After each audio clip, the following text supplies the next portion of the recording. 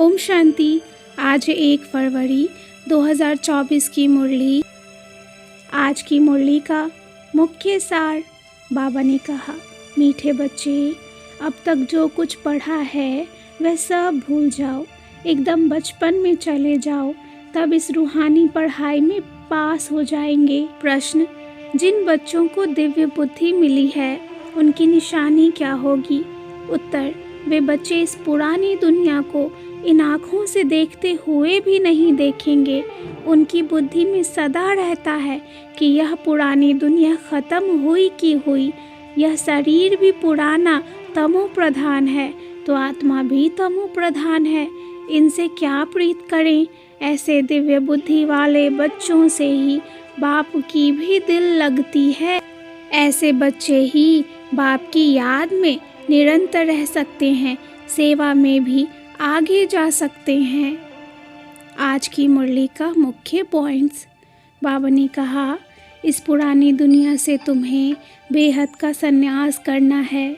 इसको देखते हुए भी नहीं देखो। यहाँ की किसी भी चीज़ में आसक्ति ना हो। भले कोई भी चीज़ को जल्दी भुलाने में मेहनत लगती है, परंतु तुम्हें ज्ञान की बुद्धि से सब कुछ भुलाना है। जो पक्के निश्चय बुद्धि हैं उन्हों के अंदर रहेगा कि इस दुनिया में हम बाकी थोड़े दिन हैं। यह तो कौड़ी मिसल शरीर है। इस तमो प्रधान दुनिया को तुम्हें योग बल से सतो प्रधान बनाना है। बाबा की दिल ऐसे बच्चों से ही लगती है जो बाप को अच्छी रीति याद करते हैं और सर्विस में लगे रहते हैं।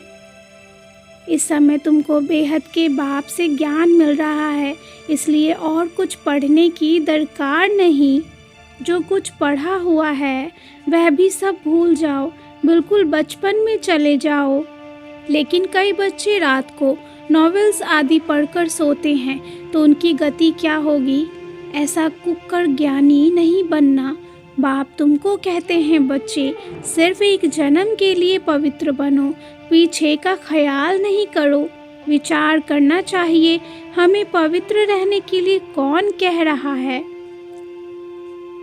तुम बच्चों के लिए बाप वंडर ऑफ वर्ल्ड स्थापना कर रहे हैं, तो तुम्हें कितनी खुशी रहनी चाहिए। अभी 21 जन्मों के लिए तुम पद्मा पदम पति बन रहे हो। तुम्हें पुरुषार्थ ऐसा करना चाहिए जो नई दुनिया में पहले पहले आओ। अच्छा, मीठे मीठे सिक्की लद्दे बच्चों प्रति माता पिता बाप दादा का याद प्यार और गुड मॉर्निंग। रूहानी बाप की रूहानी बच्चों को नमस्ते। रूहानी बच्चों की रूहानी बाप को याद प्यार और नमस्ते। धारणा के लिए मुख्य सार। पहली पॉइंट, रूहानी पढ़ाई में सदा बिजी रहना है। कभी भी नॉवेल्स आदि पढ़ने की गंदी आदत नहीं डालनी है। अब तक जो कुछ पढ़ा है उसे भूल बाप को याद करना है।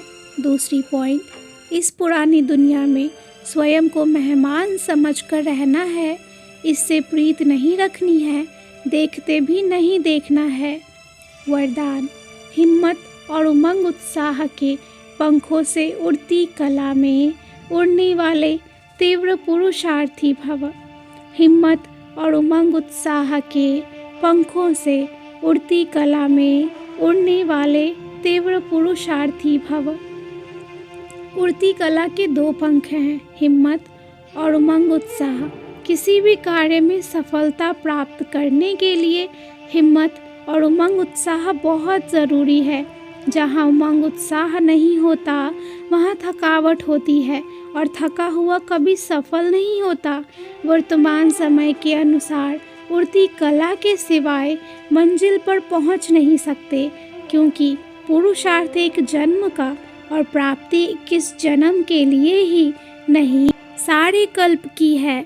तो जब समय की पहचान स्मृति में रहती है तो पुरुषार्थ स्वतः तीव्र गति का हो जाता है। स्लोगन है, सर्व की मनोकामनाएं पूर्ण करने वाले ही कामधेनु हैं। सर्व की मनोकामनाएं पूर्ण करने वाले ही कामधेनु हैं। अच्छा, ओम शांति।